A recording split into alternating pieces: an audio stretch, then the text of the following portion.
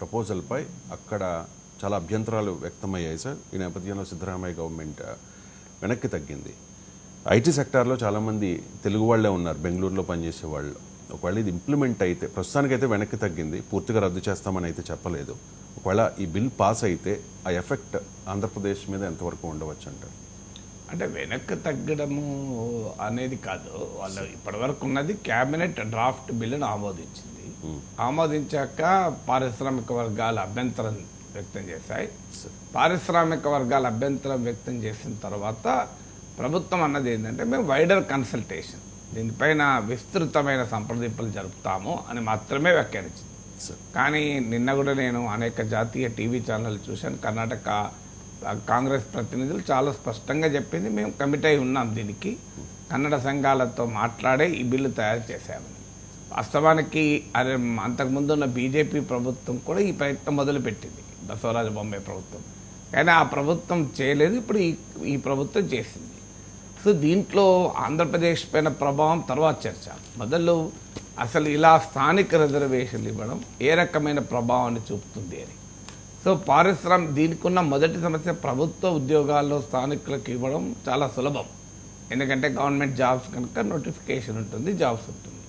Private sector వచ్చేవరకు ఏంటంటే globally competitive economic ఎన్విరాన్మెంట్లో పనిచేయాలి. సో ప్రభుత్వంలాగా సామర్థ్యంతో సంబంధం లేని వ్యవహారం కాదు. So cut throat competition. ఇప్పుడు ఒక కర్ణాటకలో బెంగళూరులో ఉన్న సాఫ్ట్వేర్ కంపెనీలు అమెరికాకో యూరోప్కో సాఫ్ట్వేర్ ఎగుమతి చేయాలంటే ఒక్క కర్ణాటకనే లేదు, మీకు ప్రపంచమంతటా సాఫ్ట్వేర్ ఉంటుంది. ఆ కంపెనీలతో పోటీపడి కాంట్రాక్ట్లు పొందాలి, ఆ కంపెనీలతో పోటీపడి డెలివరీ షెడ్యూల్స్ ఫాలో కావాలి, ఆ కంపెనీలతో పోటీపడి మ్యాన్ పవర్ ప్రొవైడ్ చేయాలి. అలా కాదు మా దగ్గర కన్నడిగాలకి ఇస్తాం, వేరే వాళ్ళకి ఇయ్యం, మా కన్నడిగాలకి ఇంతకన్నా ఎక్కువ నైపుణ్యం లేదంటే నడవదు కదా. సో అందువల్ల గ్లోబల్లీ కాంపిటేటివ్ ఎకనామిక్ ఎన్విరాన్మెంట్లో పనిచేసేటప్పుడు మెరిట్ అనేది చాలా కీలకమవుతుంది. మెరిట్తో పనిచేయకుంటే ఇంకో మార్గమే లేదట. టాలెంట్ను బట్టి నీకు ఇప్పుడు అమెరికాలో డొనాల్డ్ ట్రంప్ వాదనలు ఇదే, మేము వైట్ వాళ్ళకి ఉద్యోగాలు ఇస్తామని. అక్కడ అమెరికన్ ఇండస్ట్రీ కూడా వ్యతిరేకించింది, ఎందుకంటే అది కనుక జరిగితే ఇప్పుడు అమెరికా నుంచి ఒక్కసారి ఇమ్మిగ్రెంట్లందరినీ పంపించేసి ఓన్లీ తెల్లవారకే ఉద్యోగాలంటే అమెరికన్ ఎకానమీ కొలాప్స్ అవుతుంది. కారణం ఏంటంటే అమెరికన్ ఎకానమీకి ఇమ్మిగ్రెంట్ పాపులేషనే ప్రధానమైన కంట్రిబ్యూషన్. మీకు సత్య నాదెల్లా, సుందర్ పిచయ్య, ఇంద్రా నూయి, పరాగ్ అగర్వాల్, ఎంత పెద్ద లిస్టు మీకు అమెరికాలో ఉన్న ప్రపంచ టెక్ దిగ్గజాల అధినేతలంతా కూడా ఇండియన్స్ ఉన్నారు. మీకు వైట్స్ తక్కువ, అందువల్ల కంపారిజన్లో నెంబర్ చెప్పడం లేదు, కానీ అనేక కంపెనీలకు ఇండియన్ నాయకత్వం వహిస్తున్నారు. వీళ్ళంతా ఇమ్మిగ్రెంట్ పాపులేషన్. మీరు నోబెల్ బహుమతి పొందిన అమెరికన్ శాస్త్రవేత్త లిస్టు తీయండి, మీకు జనరల్ వైట్ అమెరికన్ పాపులేషన్తో పోలిస్తే ఇమ్మిగ్రెంట్లు అంటే పాపులేషన్తో నోబెల్ ప్రైజ్ ఉన్న రేషియో చూస్తే 2 times 3 times ఇమ్మిగ్రెంట్స్కి ఎక్కువ వచ్చాయి.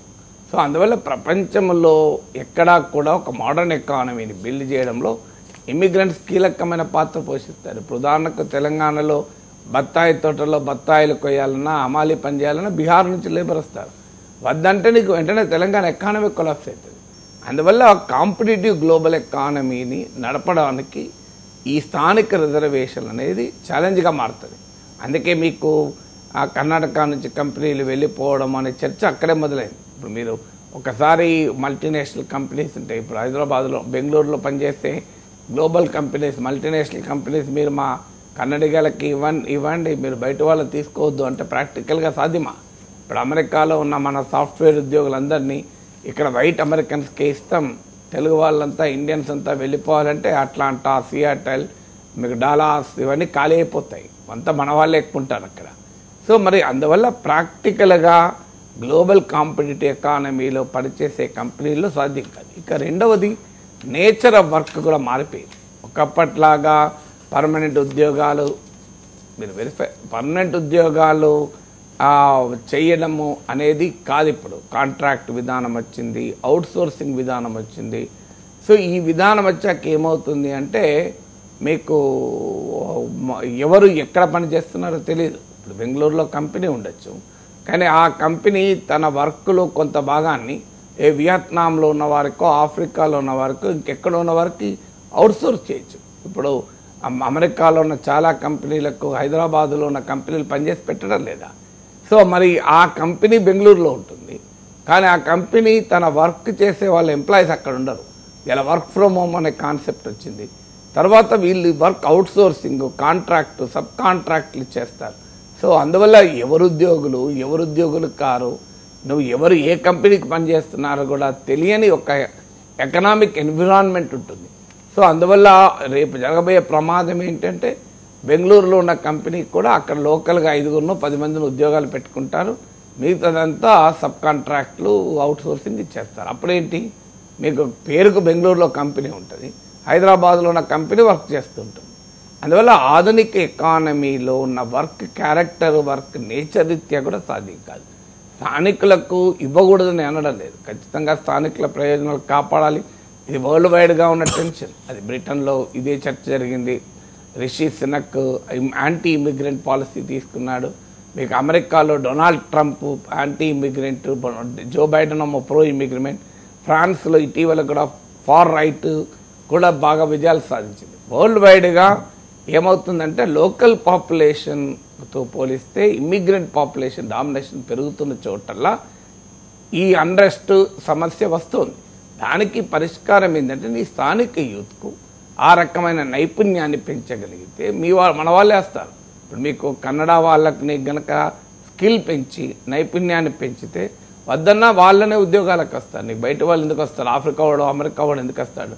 సో ఎప్పుడైతే స్థానిక యూత్ ఆ స్కిల్ డెఫిసిట్ ఉందో బయట వాళ్ళని తీసుకుంటారు. అందువల్ల కాంపిటెన్స్ లెవెల్లో పోటీ పడాలి, నైపుణ్యం లెవెల్లో పోటీ పడాలి తప్ప మావాడికి ఏం రాకపోయినా మావాడికి ఉద్యోగం ఇవ్వండి అంటే ఈ లిబరలైజ్డ్ ఎకానమీలో ప్రాక్టికల్గా సాధ్యం కాదు. నువ్వు ఏదైనా కింది స్థాయి ఉద్యోగాలు ఇవ్వచ్చేమో, కానీ హైయర్ ఇప్పుడు మేనేజ్మెంట్ ఉద్యోగాల్లో కూడా 50% ఇవ్వాలి పెట్టారు. నువ్వు కింది స్థాయి ఉద్యోగాలు ఎవరికైనా ఇవ్వచ్చు, ఎందుకంటే దానికి స్కిల్ పెద్దగా అవసరం లేని ఉద్యోగాలు లోకల్కి ఇవ్వచ్చు. కానీ స్కిల్ అవసరం ఉన్న వాళ్ళు లోకలా నా లోకల్ కాదు, are you skill or not skill అనేది కీలకమవుతుంది. అందువల్ల కన్నడిగా ఒకళ్ళ పైన అభిమానం ఉంటే కర్ణాటక ప్రభుత్వానికి ఆ కన్నడ యూత్కు స్కిల్ డెవలప్ చేయాలి. చేస్తే వాళ్ళే కంపీట్ చేస్తారు. ఇక్కడేంది అమెరికాలో కూడా వాళ్ళే వెళ్ళి కంపీట్ చేస్తారు. అలా చేయనప్పుడు ఏమైతుందంటే ఫ్యాక్టరీస్ వెళ్ళిపోయి ఇన్వెస్ట్మెంట్లు ఇక్కడ మాకు వర్కౌట్ కాదు అని వెళ్ళిపోయే ప్రమాదం ఉంటుంది. ఆ క్రమంలో ఆంధ్రప్రదేశ్, కేరళ మీరు మా దగ్గరికి రండి అని పిలిపించారు. అలా ప్రతి సందర్భంలో జరుగుతాయి. ఇప్పుడు బెంగళూరులో వాటర్ క్రైసిస్ వచ్చినప్పుడు తెలంగాణ ఐటీ మంత్రిగా ఉన్న కేటీఆర్ మా దగ్గరికి రండి అని అనలేదా? సో ఎక్కడైనా కొద్ది కమ్యూనల్ రైట్ జరిగినప్పుడు, వాటర్ క్రైసిస్ వచ్చినప్పుడే కాదు, ఇలాంటి ఇష్యూస్ వచ్చినప్పుడు ఆహ్వానిస్తారు. ఇప్పుడు లోకేష్ మీరు మా రాష్ట్రానికి రండి అని. అందువల్ల ఇప్పటికిప్పుడు ఏదో కర్ణాటకలో మొత్తం కంపెనీలన్నీ లేచిపోతున్నాయి, ఎగిరిపోతున్నాయి అనే పరిస్థితి లేదు కదా. ఇదే రాత్రి కంపెనీలు ప్లేసులు మారవు. బట్ డెఫినెట్గా పారిశ్రామిక రంగంలో ఆ వ్యతిరేకత అయితే స్పష్టంగా వ్యక్తమవుతుంది. ఇప్పుడు నాస్కామ్, అసోచామ్ లాంటి ఇండస్ట్రీ బాడీస్ వ్యతిరేకించాయి. బహుశా ఇండస్ట్రీ బాడీస్ నుంచి ఇప్పుడే కాదు, ప్రైవేట్ రంగంలో రిజర్వేషన్లు చర్చ యూపీఏ ప్రభుత్వ హయాంలో వచ్చినా కూడా ఇదే రకమైన వ్యతిరేకత ఇండస్ట్రియల్ సెక్టార్ వ్యక్తం చేసింది. సో మీరు గవర్నమెంట్లో ఏదైనా చేసుకోండి, కానీ ప్రైవేట్లో చేయడం అనేది సాధ్యమయ్యే పని కాదు. ఎందుకంటే పెట్టిన డబ్బు ఆదాయం రావాలి, బెటర్ ప్రొడక్షన్ ఇవ్వాలి. సో క్వాలిటీ వర్క్ను అవుట్పుట్గా ఇవ్వాలి. గవర్నమెంట్ లాగా కాదు కదా. గవర్నమెంట్ కాంపిటేటివ్ టార్గెట్స్ ఉండవు. మీరు ఇప్పుడు ఒక మున్సిపల్ ఆఫీస్కి వెళ్ళి ఒక బర్త్ సర్టిఫికేట్ కావాలంటే సో ఈ మున్సిపల్ ఆఫీసర్ ఇవ్వకపోతే ఆ మున్సిపల్ ఆఫీసర్ ముందిస్తాడనేది ఉండదు కదా. నీకు ఇచ్చినా ఇవ్వకపోయినా 10 రోజులైనా చచ్చుకుంటే అదే మున్సిపల్ ఆఫీస్ని తీసుకోవాలి. Where is the competition? Government సెక్టార్లోని కాంపిటీషన్ ఉండదు. సెక్రటేరియట్లో ఒక పని కావాలంటే సెక్రటేరియటే పోవాలి తప్ప ఇంకో మార్గం ఉండదు, పక్కన ఇంకో సెక్రటేరియట్ ఉండదు. కానీ ప్రైవేట్ ఎకానమీలో అలా కాదు కదా. నువ్వు ఇవ్వకపోతే ఇంకోటి ఇస్తాడు. ఓ ఇన్ఫోసిస్ వాళ్ళు అయ్యా మా దగ్గర టైం పడుతుంది, మేము లోకల్ మ్యాన్ పవర్ తీసుకున్నాం, అంత టాలెంట్ లేదు, మీకు స్లోగా మేము సాఫ్ట్వేర్ ఎక్స్పోర్ట్ చేస్తాను, మీరు అవసరం లేదని చెప్తారు. వాళ్ళు ఇంకో దేశం నుంచో ఇంకో ప్రాంతం నుంచో తెచ్చుకుంటారు. అందువల్ల గవర్నమెంట్లో మానోపల్లి ఉంటుంది కనుక, కాంపిటీషన్ ఉండదు కనుక అక్కడ నడుస్తుంది. ప్రైవేట్లో కాంపిటీషన్ ఉండే చోట ఈ రకమైన సాధ్యం కాదు. అయితే ఈక్విటీకి, ఎఫిషియన్సీకి, ఈక్విటీకి, ఎక్సలెన్స్కి మధ్య బ్యాలెన్స్ చేయాల్సిందే. కానీ ఆ బ్యాలెన్స్ చేసే పద్ధతి ఇది కాదు. ఇప్పుడు మీరు ఆంధ్రప్రదేశ్కి ఇన్వైట్ చేసి అక్కడ ఆంధ్రప్రదేశ్ బిడ్డలకు కాకుండా మేము కన్నడ వాళ్ళకు తమిళియన్స్కు ఉద్యోగాలు ఇస్తామంటే ఆంధ్రప్రదేశ్ కూడా వ్యతిరేకత వస్తుంది. అందువల్ల బ్యాలెన్స్ చేయాల్సింది లోకల్గా ఉండే ఇన్వెస్ట్మెంట్ను క్లైమేట్ను చెడగొట్టద్దు. అదే సమయంలో స్థానికంగా ఉండే యూత్కు బెటర్ ఆపర్చునిటీస్ రావాలంటే పరిష్కారం నీ మన వాళ్ళను ఆ రకమైన స్కిల్ ఓరియంటెడ్గా చేయాలి. ఇలా ప్రైవేట్ రంగంలో ఉన్న పెద్ద ఛాలెంజ్ స్కిల్ డెఫిసిట్ లేదు. పెద్ద స్కిల్ డెఫిసిట్ అంటే నైపుణ్యం కలిగిన వారు దొరకడం లేదు. ఇలా మీడియాలో కూడా మీరు సరిగ్గా 4 విషయాలు తెలిసిన వాళ్ళు దొరకడం లేదు, 4 విషయాలు రాయగలిగిన వాళ్ళు దొరకడం లేదు. ఒక అంశం పైన అమెరికా ఎన్నికలు అని పక్క పెట్టండి, ఈవెన్ తెలంగాణలో ఆంధ్రప్రదేశ్లో బడ్జెట్ రాబోతుంది, ఆర్థిక పరిస్థితి ఎలా ఉండవచ్చని ఒక 10 నిమిషాలు మాట్లాడేవాడు దొరకడం లేదు. ఒక 5 పేరాలు రాయగలిగే వాళ్ళు ఎంతమంది ఉన్నారు చెప్పండి. సో ఆ రకమైన పరిస్థితి ఇవాళ అన్ని ఇండస్ట్రీలో ఉంది, ఒక మీడియా ఇండస్ట్రీనే కాదు. తప్పులు లేకుండా తెలుగు రాసేవాళ్ళు, 4 ఇంగ్లీష్ పదాలు అర్థం చేసుకునే వాళ్ళు కూడా లేని పరిస్థితి వచ్చింది. సో ఇంత స్కిల్ డెఫిసిట్ ఒక్కవైపు ఉంది. యూనివర్సిటీలకు వెళ్ళండి మీరు, నిరుద్యోగం పెద్ద ఎత్తున తాండవిస్తుంది. అంటే అక్కడ నిరుద్యోగం ఉండడం ఎందుకు, ఇక్కడ స్కిల్ డెఫిసిట్ ఉండడం ఎందుకు? అక్కడ ఎకనామిక్స్ చేసిన వాళ్ళేమో నిరుద్యోగులుగా ఉన్నారు. ఇక్కడ మా బడ్జెట్ రాబోతున్న సమయంలో ఒక ½ an hour programme, what is budget అంటే ఏమిటి అని ఒక అర్ధగంట ప్రోగ్రామ్ స్క్రిప్ట్ రాసేవారు దొరకడు. అక్కడ ఎంఏ ఎకనామిక్స్ చేసిన వాళ్ళకు ఉద్యోగాలు లేవు. ఇక్కడ బడ్జెట్ అంటే ఏమిటి అని ఒక న్యూస్ పేపర్ ఆఫీస్లో ఒక 1000 పదాలతో బడ్జెట్ను వివరించు ఎక్స్ప్లెయిన్ అని రాయగలిగే వాళ్ళు దొరకడం కష్టంగా ఉంది. అంటే కారణం ఏంటి? మన ఎడ్యుకేషన్లో ఉన్న లోపం, మన నైపుణ్యంలో లోపం. అందుకే నువ్వు ఏం చదివావన్న దాంతో సంబంధం లేకుండా నీ నైపుణ్యాన్ని బట్టి ఇండస్ట్రీ ఇస్తుంది. ఇప్పుడు నేను ఎలక్ట్రానిక్స్ చదివాను, ఎకనామిక్స్లో క్లాసులు చెప్పాను, నన్ను ఎవరు అడగలేదు ఎకనామిక్స్ చదివితేనే క్లాసులు చెప్పాలి అని. International trade, Indian economic services వాళ్ళకు కూడా క్లాసులు చెప్పాను. నేను never student of economics. So అంతే అర్థం ఏంటి? ప్రైవేట్ ఎకానమీ ఇవన్నీ పట్టించుకోదు. ప్రైవేట్ ఎకానమీకి కావాల్సింది do you have the skill డెఫిసిట్తో ఇవాళ ఇండస్ట్రీ పెద్ద ఛాలెంజ్ ఎదుర్కొంటుంది. మీరు ఎలాంటి చీఫ్ ఎవరో చెప్పాడు, మాకు మంచి మెకానికల్ ఇంజనీర్లు దొరుకుతలేరని. సో ఒక మంచి ఎలక్ట్రానిక్స్ ఇంజనీర్లు దొరుకుతలేరు. ఇప్పుడు ఈవెన్ సాఫ్ట్వేర్ కంపెనీలు కూడా అడగండి, మాకు సమర్థులైన మ్యాన్ పవర్ దొరుకుతలేరని బాధపడుతున్నారు. కారణం ఏంటంటే ఆ స్కిల్ డెఫిసిట్ తీవ్రంగా ఉంది. స్కిల్ పెంచడం మార్గం తప్ప ఈక్విటీ అవసరమే. స్థానికులకు న్యాయం జరగాలి కూడా. ఎందుకంటే అల్టిమేట్గా నువ్వు ఆ రాష్ట్రంలో కంపెనీ పెట్టినప్పుడు ఆంధ్రప్రదేశ్లో కంపెనీలు పెట్టండి అని లోకేష్ ఆహ్వానించాడు. వాళ్ళు వచ్చి అమరావతిలో కంపెనీలు పెట్టి అమరావతిలో వాళ్ళకు తెలుగు వాళ్లకు ఆంధ్రప్రదేశ్ బిడ్డలకు ఉద్యోగాలు ఇవ్వకుండా బయట వాళ్ళకి ఇచ్చారనుకోండి, అక్కడ కూడా వ్యతిరేకత వస్తుంది. అందువల్ల ఈ రెండింటిని ప్రభుత్వాలు బ్యాలెన్స్ చేయాలి, ప్రైవేట్ రంగం బ్యాలెన్స్ చేయాలి. కన్నడ నాట స్థానిక కోట అమలైతే కంపెనీలు నష్టపోవచ్చు, అర్హులైన అంటే స్కిల్ ఉన్న ఉద్యోగులు కూడా నష్టపోయే అవకాశం ఉంది. నేపథ్యంలో నిన్న కేబినెట్ భేటీలో చంద్రబాబు నాయుడు చాలా క్లియర్గా చెప్పారు సార్, జయభూతం ఇప్పటికీ వెంటాడుతోంది, పారిశ్రామికవేత్తల్లో ఇంకా ఆందోళన పోలేదు అని కామెంట్ చేసిన పరిస్థితి. సో ఈ ప్రభుత్వం యువతకు ఉపాధి అవకాశాలు ఇస్తాం, పరిశ్రమలు తెస్తామని చెప్పి హామీ ఇచ్చిన నేపథ్యంలో ఈ అవకాశాన్ని ఆంధ్రప్రదేశ్ ఏ రకంగా ఉపయోగించుకోవచ్చు? అంటే నాస్కామ్కి కూడా ఆల్రెడీ లోకేష్ అదే ఆల్రెడీ చెప్పాను కానీ అక్కడ ఏం జరగలేదు కదా.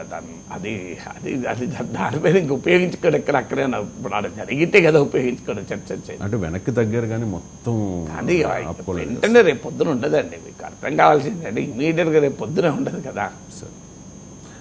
అండ్ అది కేబినెట్ భేటీలో జయభూతం వెంటాడుతోంది అనే కామెంట్ చేశారు. అంటే జగన్ భూతం ఇప్పటికీ కూడా 5 ఏళ్ల పాటు రాష్ట్రాన్ని విధ్వంసం చేసిన జగన్ ప్రభుత్వం మారినా కూడా ఆ భూతం వెంటాడుతోంది అని చెప్పి. సో పారిశ్రామికవేత్తల్లో ఇంకా ఆందోళన పోలేదు అనేది చంద్రబాబు నాయుడు కామెంట్. ఆందోళన పోవాలంటే ఏం చేయాలి ఈ ప్రభుత్వం? ఆందోళన పోవాలి అంటే ఏం చేయాలంటే ఆందోళన ఉంది అని మీరు కంక్లూజన్కి వచ్చి ఆందోళన పోవాలంటే ఏం చేయాలని ప్రశ్న అడుగుతున్నాను అంతే కదా. ఆందోళన ఉందో లేదో అది మీరు నేను డిసైడ్ చేసి. ఆందోళన ఉంది అని ముఖ్యమంత్రి గారు చెప్తున్నారు. ఆందోళన పోవాలంటే మీరు నేను ఏం చేస్తాం, చేయాల్సింది ప్రభుత్వం. ప్రభుత్వం ఏం చేయాల్సి ఇష్యూ అది కాదు, క్వశ్చన్ అది కాదండి. క్వశ్చన్ ఏంటి అంటే పదే పదే జగన్మోహన్ రెడ్డి భూతం వెంటాడుతోంది అని చంద్రబాబు నాయుడు అనడంలో ఏంటి వ్యూహం? సో భూతం ఉన్నదా పోవడం ఏంటి అన్నప్పుడు అర్థమైతే కాన్ఫిడెన్స్ క్రియేట్ చేయాలి, సింపుల్ ఆన్సర్ కదా. సో అది ఇష్యూ కాదు. మీరు క్వశ్చన్ ఏంటి అంటే ఆంధ్రప్రదేశ్ను జయభూతం వెంటాడుతోంది అని పదే పదే చంద్రబాబు నాయుడు పేర్కొంటున్నాడు. అంటే మీరు మనకు పారిశ్రామికీకరణ చేసి 20 లక్షల మందికి ఉద్యోగాలు ఇస్తానని చెప్పినటువంటి కూటమి ప్రభుత్వం ఈ 20 లక్షల మంది ఉద్యోగాలు ఇవ్వాలంటే పారిశ్రామిక పెట్టుబడులు రావాలి. పెట్టుబడులు రావాలంటే వారు అనుమానాన్ని వ్యక్తం చేస్తున్నారు. మళ్ళీ జగన్మోహన్ రెడ్డి వచ్చి విధ్వంసం చేస్తే ఎలా? అలాగే అమరావతిలో గురించి కూడా చంద్రబాబు నాయుడు ఇదే మాట చెప్పాడు. సో అమరావతి గురించి కూడా అమరావతి గురించి మేము పారిశ్రామికవేత్తలతో మాట్లాడితే వాళ్ళలో ఆ భయం ఉంది, 5 ఏళ్ల తర్వాత ఏమవుతుంది అని. సో అలాగే మీకు ఇంకొక మాట కూడా చెప్పాడు, ఇవాళ కూడా పత్రికలో వచ్చింది, ఏమి చేయాలన్నా ఏ శాఖలో డబ్బులు లేవు. సో ఇలా ప్రతి సందర్భం వచ్చినప్పుడల్లా మేము ఏమైనా చెయ్యాలి అంటే జగన్మోహన్ రెడ్డి పాలన అడ్డమస్తోంది, జగన్మోహన్ రెడ్డి మళ్ళీ వస్తాడేమో అనే భయం వెంటాడుతోంది అనేది చంద్రబాబు నాయుడు వాదన. సో ఈ వాదన దేనికి అర్థం చెప్తోంది అనేది క్వశ్చన్ మార్క్.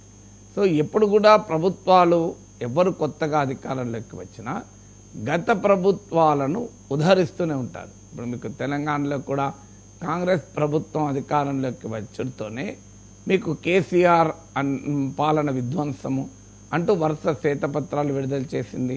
కేసీఆర్ ప్రభుత్వం చేసిన విధ్వంసం తెలంగాణ 10 ఏళ్ళు వెనక్కిపోయింది, 20 ఏళ్ళు వెనక్కిపోయింది.